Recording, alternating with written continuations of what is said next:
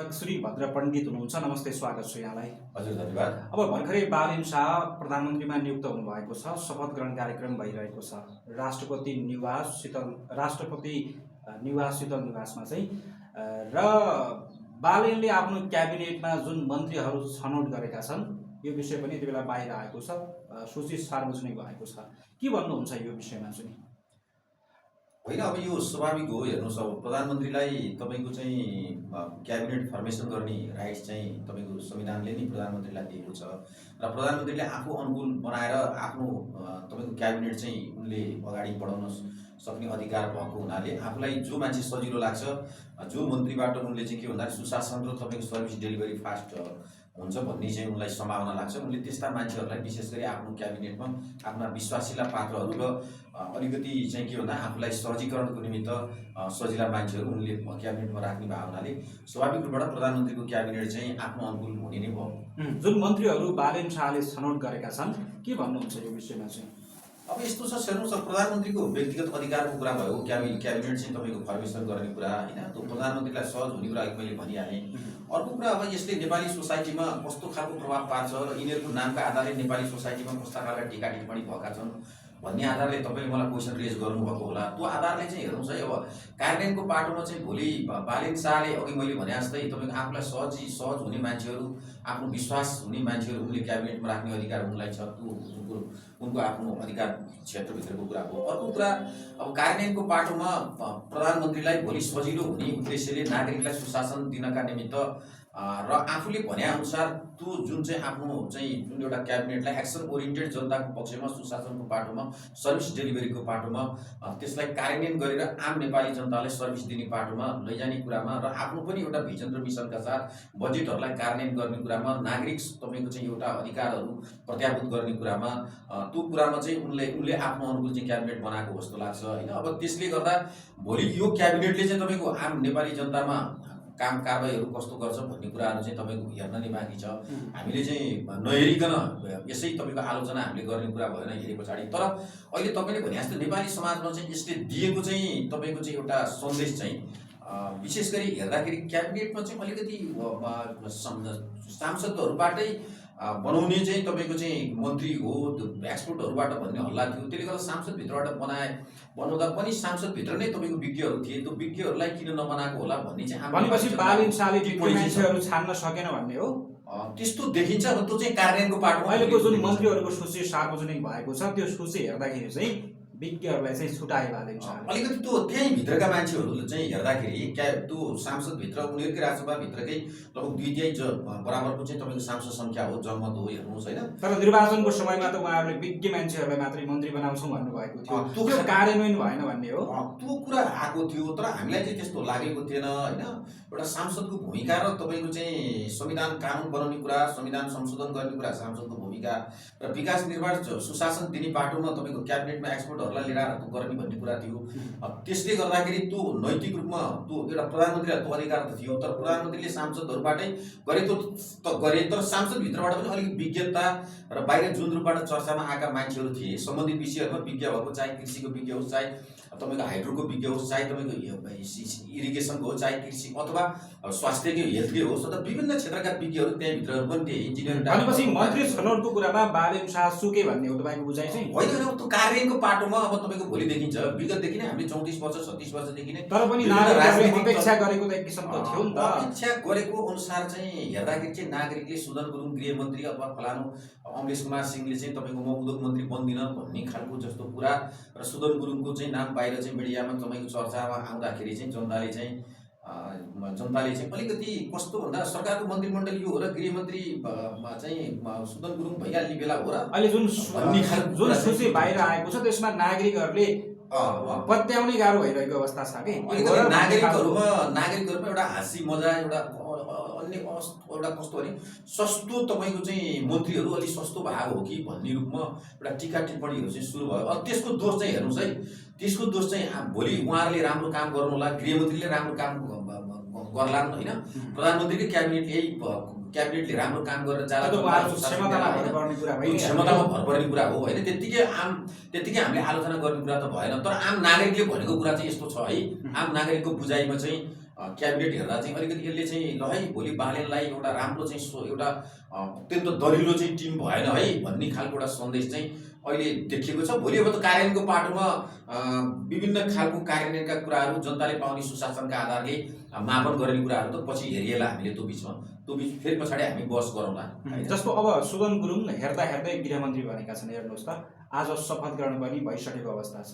हजुर यो त हामीले सबभन्दा पहिलो कुरा अब तपाईँले भन्नु हेर्नुहोस् है, आम नेपाली नागरिकको कुरामा जो सांसदहरू जो जनतामा गइसके पछाडि जनताले मताधिकार प्रयोग गरेर तपाईँको आइसके पछाडि प्रतिनिधि सभाको सांसद भइसकेपछि हाउस अफ कमन्सले अथवा प्रधानमन्त्रीले तपाईँको नियुक्ति गरेपछि जो कोही सांसद पनि तपाईँको जुनसुकै मन्त्रालयको जिम्मेवारी पनि लिन सक्छ। हेर्नुहोस् है, त्यो चाहिँ स्पष्ट रूपबाट संविधानमै उल्लेख गरेको कुरा भयो, त्यो नागरिक तपाईँको अधिकारको कुरा भयो, सांसदको अधिकारभित्रको कुरा भयो होइन। र अब तपाईँले भनेको कुरा चाहिँ अब व्यक्तिगत रूपले को कुन मन्त्री हुन्छ को कुन मन्त्री हुन्छ भन्दा पनि उसको भूमिका, उसको ऊर्जा र उसले आम जनतालाई कस्तो खालको चाहिँ तपाईँको एउटा चाहिँ सुशासन दिन्छ, कार्यान्वयनको पाटोमा भोलि आफ्नो मन्त्रालय अनुसार आफ्नो चाहिँ तपाईँको एउटा ब्युरोक्रेसी मेकानिजमलाई, सेक्युरिटी फोर्सहरूलाई आम नागरिकको सुरक्षाको निमित्त कसरी चाहिँ तपाईँको चाहिँ हिजोदेखिका लामो समयदेखि रोकिएका फाइलहरूलाई कसरी कार्यान्वयन गर्छ भन्ने कुरामा चाहिँ उसको ऊर्जा, उसको भूमिका र उसको क्रियाशीलताका आधारले भोलि देखिने कुरा हो। तर गृह मन्त्रालय निकै महत्त्वपूर्ण मन्त्रालय।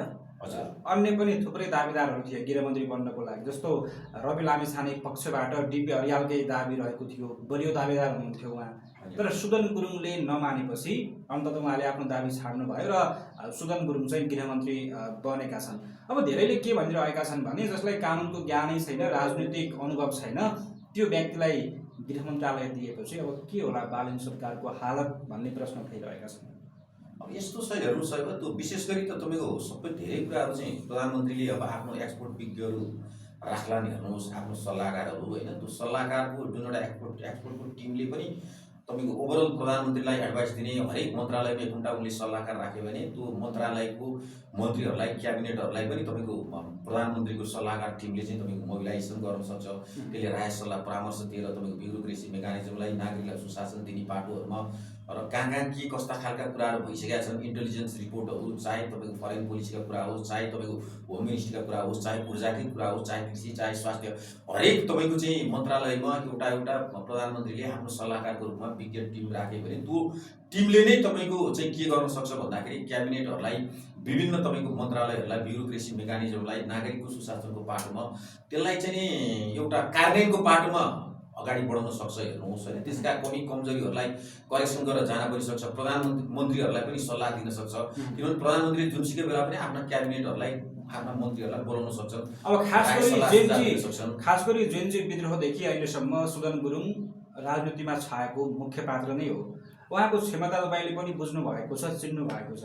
यसरी हेर्दाखेरि सुदन गुरुङ गृहमन्त्रीका लागि उपयुक्त पात्र हो कि होइन तपाईँको विचार? अनि यस्तो छ, मैले तपाईँलाई अघि भने सुन्नुहोस् न, सबभन्दा पहिलो कुरा हामीले हेर्नुपर्ने कुरा चाहिँ कस्तो हो भन्नुलाई भने यसमा अघि तपाईँलाई मैले एउटा कुरा भन्न खोजेको थिएँ। यसमा दुई तिनवटा कुरा छ। हेर्नुहोस्, प्रधानमन्त्री सुशीला कार्कीलाई जुन भाद्र 23-24 जुन एउटा चाहिँ कार्की आयोग जुन बनाइएको थियो, त्यो कार्की आयोगको कतिपय कुराहरू चाहिँ सार्वजनिक भएको छैन। हेर्नुहोस् अहिले भोलि यो बालेन सरकारलाई नै तपाईँको चाहिँ त्यो अधिकारहरू चाहिँ ती सार्वजनिक गर्न दिएको छ। हेर्नुहोस्, सुशीला कार्कीले त्यसलाई चाहिँ के भन्दाखेरि त्यसलाई सार्वजनिक नगरिकन उनी चाहिँ विदायी भएर चाहिँ जान लागिन् आजबाट होइन।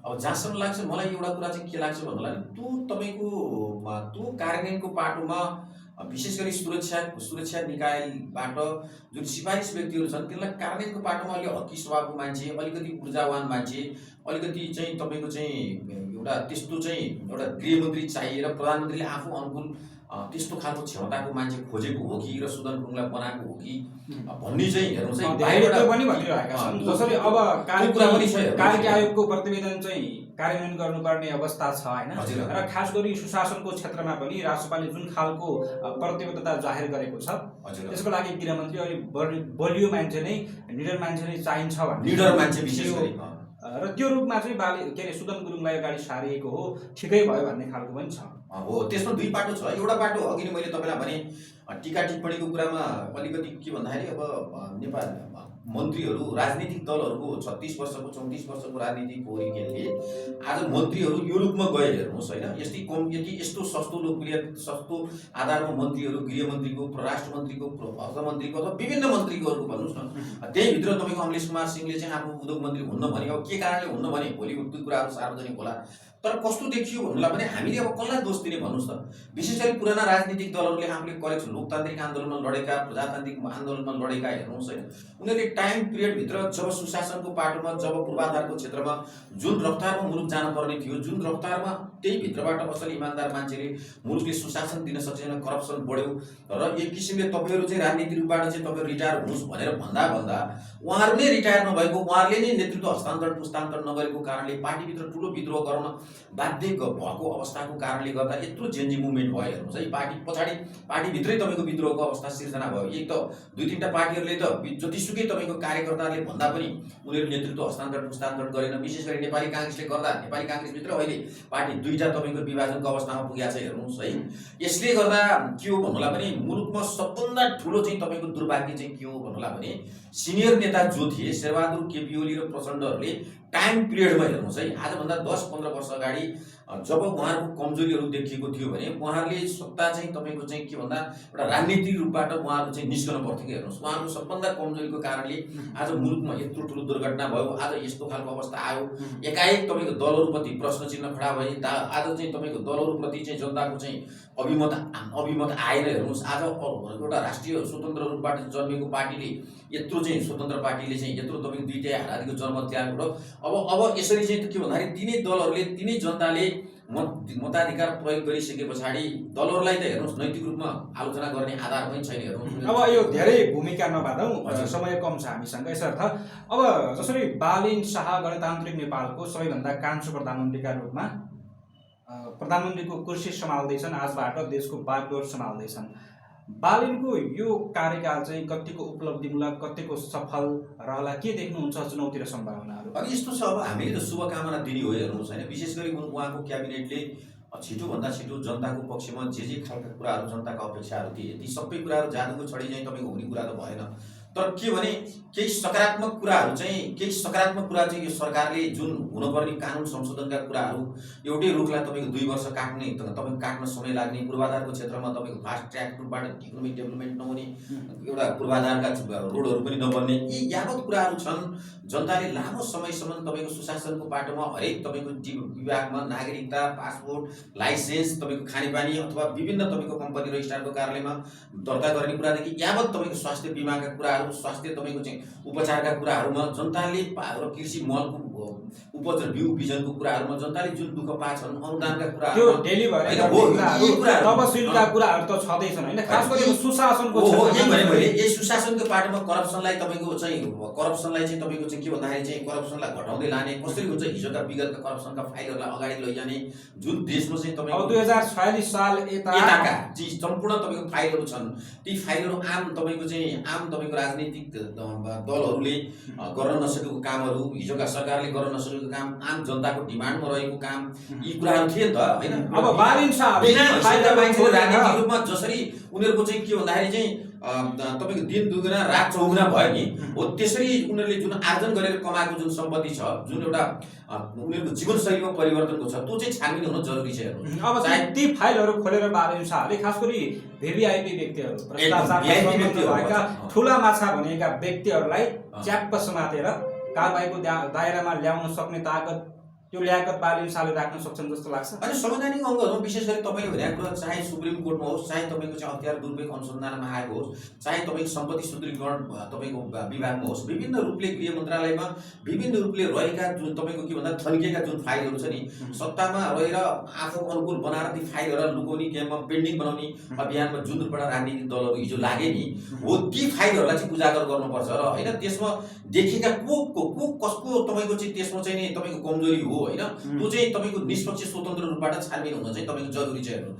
तपाईँको अख्तियारले पनि ती फाइलहरूलाई अगाडि बढाउन आवश्यक छ हेर्नुहोस् होइन। त्यो ढङ्गबाट तपाईँको गयो भने कमसेकम बालिन शाहले र अर्को एउटा सरकारले दिने डेलिभरी चाहिँ तपाईँको चाहिँ एउटा सकारात्मक ढङ्गबाट गयो भने साँच्ची नै तपाईँको के हुन्छ भने बालिन शाहको सरकार चाहिँ है एउटा नागरिक सुशासनको पाटोमा भ्रष्टाचारलाई तपाईँको चाहिँ न्यूनीकरण गर्ने कुराहरूमा, पूर्वाधारको क्षेत्रमा अर्को एउटा पाटो भनेको तपाईँको बालिन शाहले गर्नै पर्ने कुरा हेर्नुहोस् है।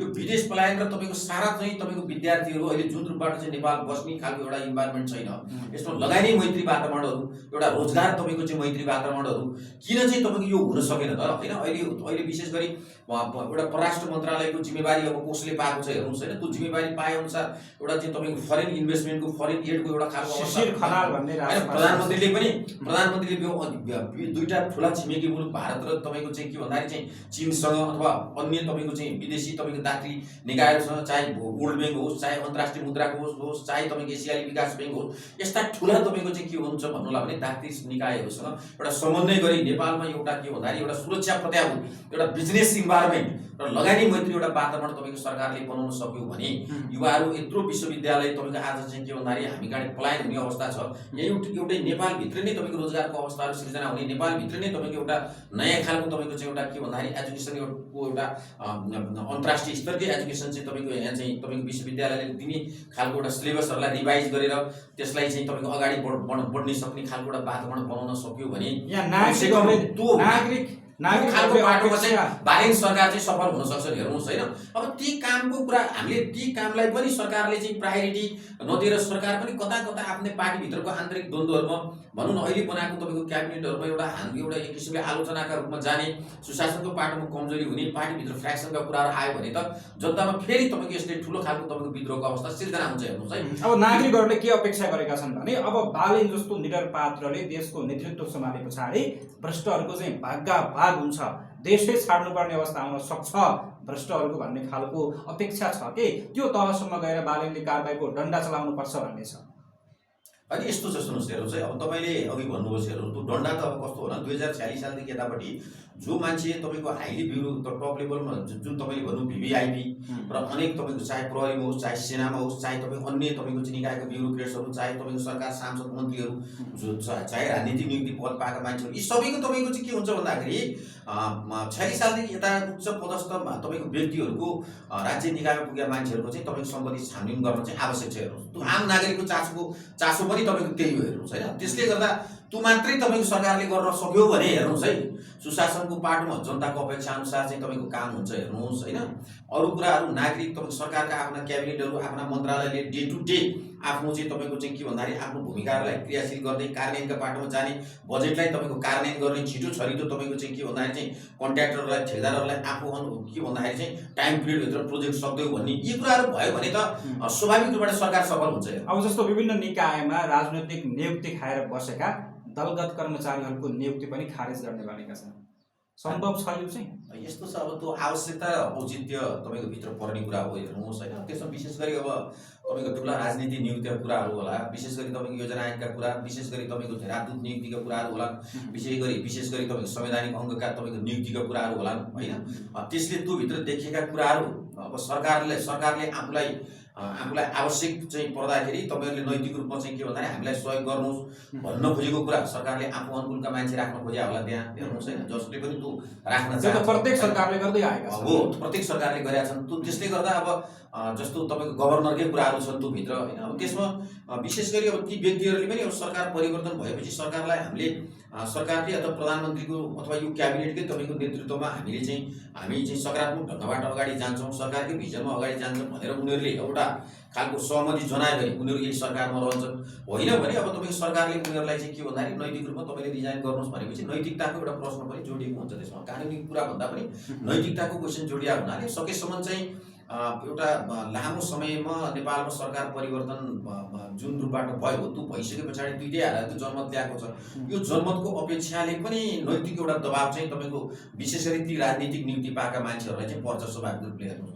उहाँहरूलाई पनि अब नैतिकताको रूपमा अब हामी यत्रो तपाईँको जेनजी मुभमेन्ट भयो, यति सारा कुरा भयो मुलुकमा चाहिँ यो खालको दुर्घटना भएर यो खालको इलेक्सनहरू आइसकेपछि नैतिकताको प्रश्नमा हामी किन यो पदमा बसिरहने, सजिलो हुन्छ भने हामी रिजाइन गरेर बाहिर निस्किने भन्ने खालको कुरा पनि निस्किन सक्छ। स्वाभाविक रूपबाट उहाँले छोडिदिनु पनि सक्नुहुन्छ त्यसमा।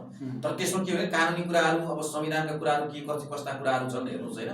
ती आधारले पनि तपाईँको चाहिँ एउटा एक्सपर्टिजमका कुराहरू, एउटा महत्त्वपूर्ण तपाईँको जिम्मेवारीको कुराहरू, कानुन संविधानका कुराहरू बन्छन्। त्यसले पनि तपाईँको चाहिँ एउटा इन्टरभेसन तपाईँको राज्यले चाहिँ गर्नु हुँदैन, एउटा कानुनी बाटोमा जानुपर्छ भन्ने खालको एउटा सन्देश पनि तपाईँको हो हेर्नुहोस् होइन। अब कसरी जान्छ सरकारमा डिपेन्ड हुन्छ हेर्नुहोस् ती कुराहरू चाहिँ। जस्तो अब बालेन शाहको शपथ ग्रहणकै विषयलाई लिएर पनि विभिन्न खालका आलोचनाहरू भयो हेर्नुहोस् त, खालको यो शुभ साहित्य हेरेको विषयमा निकै टिका टिप्पणी भयो।